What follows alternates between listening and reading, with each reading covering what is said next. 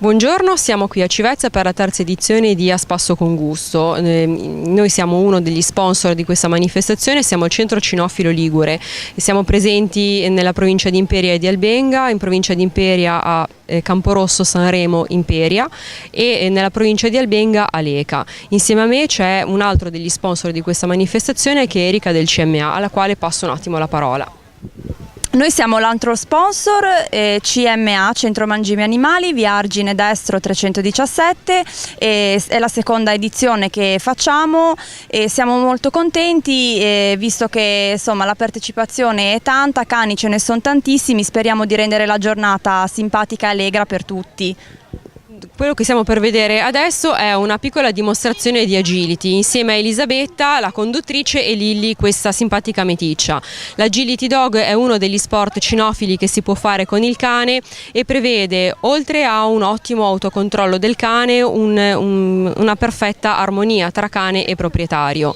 Qui oggi sono presenti solo alcuni degli attrezzi che si utilizzano in questa disciplina sportiva e, come vedete, lo slalom, il salto, che può essere fatto in diversi modi, in diverse direzioni. Abbiamo una piccola rappresentanza di una gomma. Molti degli attrezzi che si utilizzano in realtà sono un po' più grandi e ingombranti ed è difficile poterli portare con sé, però quello che si nota è, diciamo, il principio di questo sport, che è molto interessante e rende molto più agile il cane, come suggerisce la parola, oltre che lavorare proprio su quella che è la relazione che si va a instaurare tra il cane e il proprietario. Possono partecipare indicativamente tutti i cani. Con i cani cuccioli si parte facendo proprio un'impostazione, ma si evitano i salti per evitare complicazioni nella crescita. Possono partecipare in prevalenza cani in salute. Chi ha problematiche particolari come quello che può essere la displasia dell'anca piuttosto che del gomito eccetera, diciamo, non è uno sport indicato, molto più indicato appunto per cani che sono in ottima salute. A livello agonistico infatti è richiesto un controllo e un consulto veterinario per valutare se il cane è adatto o meno a fare questa disciplina. Si può fare ovviamente sia a livello amatoriale che a livello agonistico, è soltanto una pura scelta del conduttore del cane.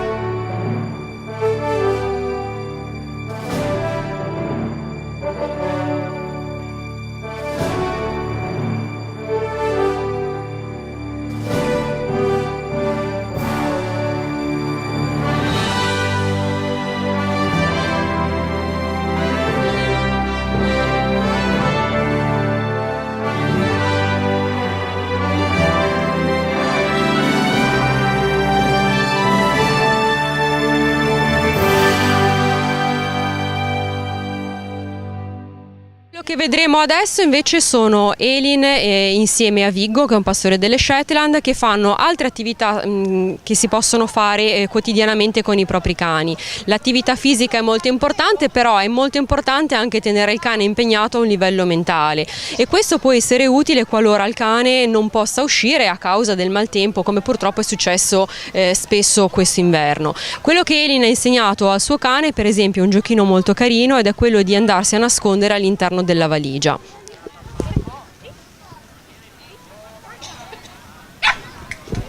Sembra un esercizio molto semplice, in realtà ci vuole molto autocontrollo da parte del cane, molta sicurezza, perché aprire col muso la valigia e nascondersi dentro non è poi così semplice come potrebbe sembrare. Ci si può arrivare per gradi e questa invece è una delle attività che qualunque conduttore, qualunque proprietario di cane può fare con il suo. La fantasia non ha limiti a tutto quello che si può insegnare. Un altro dei giochi che sono stati insegnati a questo cane è quello del canestro. Quello che è molto interessante di questo gioco è il fatto che questa particolare razza di cani non è una razza che ha una particolare attitudine al riporto, cioè non è un cane che lo fa così naturalmente come possono farlo altri cani, e quindi attraverso l'uso di questi giochi, che tengono sempre il cane molto concentrato e impegnato mentalmente, è quello di poter raggiungere l'obiettivo di insegnargli a prendere degli oggetti, trattenerli e riportarli. Quello che è bello anche da vedere è il fatto che il cane è molto attento sul proprietario ed è molto contento, quindi il cane si diverte e lo dimostra, ma soprattutto quello che si va a creare è una bellissima relazione tra il proprietario ed il proprio cane. Un altro gioco molto divertente che è stato insegnato a Vigo è quello di prendere una pallina e nasconderla dentro un secchiello. Sembra la stessa cosa rispetto al canestro, ma in realtà la differenza e la difficoltà è proprio nel fatto che il coperchio di questo cestino bascula, quindi il cane deve imparare a non avere paura e ad usare anche gradatamente la forza che impiega per spostare il coperchio del secchio. Quindi un lavoro di precisione ma anche molto di autocontrollo. Sempre per divertirsi con il proprio cane si può insegnare anche al proprio compagno a quattro zampe a portare un cestino come è stato fatto con Vigo e poi a rimettere a posto il contenuto che vi è dentro.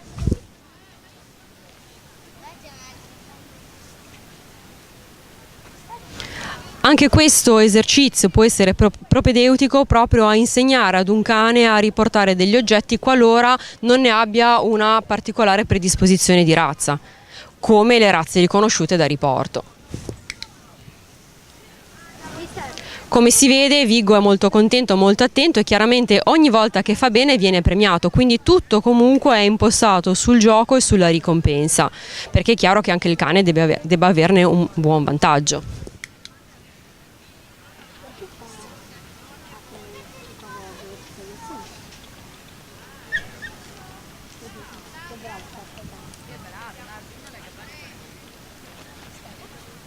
Quello che si può notare è anche la concentrazione che il cane ha sul suo proprietario, nonostante intorno a lui ci sia molto movimento, ci sono persone che si muovono, che parlano, ci sono gli ottimi odori della cucina che è presente qui oggi, però il cane è talmente concentrato che tutto il resto passa in secondo piano e questo è veramente molto importante quando si vuole educare nel modo corretto il proprio cane e ovviamente divertirsi con lui.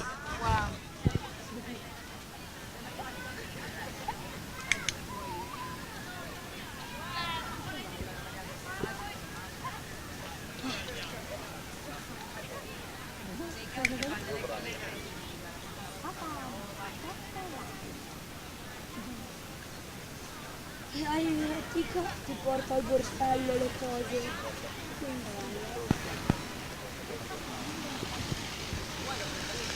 Come dicevo prima, tutti questi giochi che vedete sono adatti a proprio qualunque tipo di cane. Ovviamente ci vuole un gioco adatto alla taglia del proprio cane e ci vuole soltanto un pochettino di pazienza.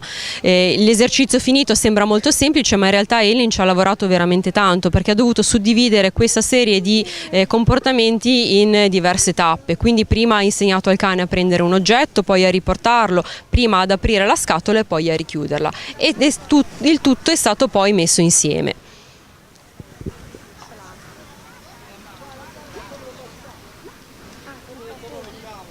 Come dicevo prima, è molto importante l'attività fisica ed è bene che ci sia, però a volte ci sono proprio degli impedimenti, o perché noi stiamo poco bene o perché le giornate non sono adatte a far fare delle attività fisiche all'esterno. Questi esercizi che impegnano il cane a livello mentale sono ottimi proprio per mantenere comunque un'attenzione, una concentrazione e un allenamento.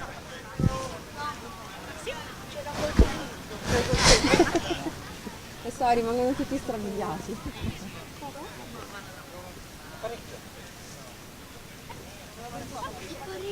E un altro gioco di precisione che è stato insegnato a Vigo è proprio quello di apparecchiare la tavola. Ci sono oggetti di forma e di peso e di consistenza differenti, per cui è molto importante che il cane abbia una buona capacità di gestire la forza che mette e una precisione per mettere gli oggetti proprio al posto giusto. Perché come vedrete lui è proprio molto ordinato, ha sempre un po' di difficoltà sul bicchiere perché è un po' più lungo, il suo muso è lungo, quindi entra un po' più dentro nel collo del bicchiere, però è comunque molto attento e preciso. A questo ci è arrivato ovviamente dopo diverso allenamento. E la cosa proprio bella che si nota quando si guarda Vigo lavorare con la sua proprietaria è l'attenzione che ha nei suoi confronti e il fatto che si diverta molto, perché guardandolo dà proprio questa idea. E lo si nota comunque dal fatto che ha la coda molto alta, scodinzola ed è molto concentrato su quello che gli viene chiesto di fare.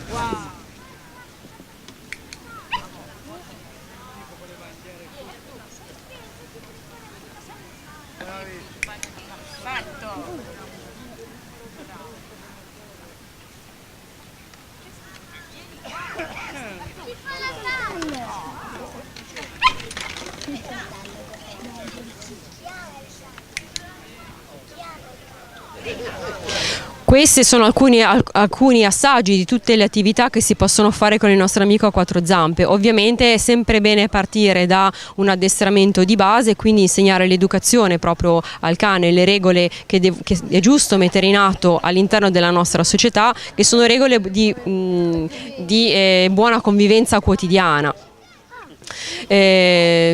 Diciamo che poi non c'è limite alla fantasia, perché una volta avute le basi su quello che si può fare con il proprio cane, ognuno può provare a farlo da solo. Noi comunque come centro cinofilo siamo ben lieti di poter aiutare e di poter insegnare tutto quello che si desidera con il proprio amico a quattro zampe. Rimaniamo sempre a disposizione e vi do il suggerimento di andare a guardare il nostro sito, che è www.centrocinofiloligure.com. Ciao a tutti da Eline Viggo, Elisabetta ed Eli, e da me che sono Ilaria Vitone, sono uno degli istruttori del Centro Cinofilo.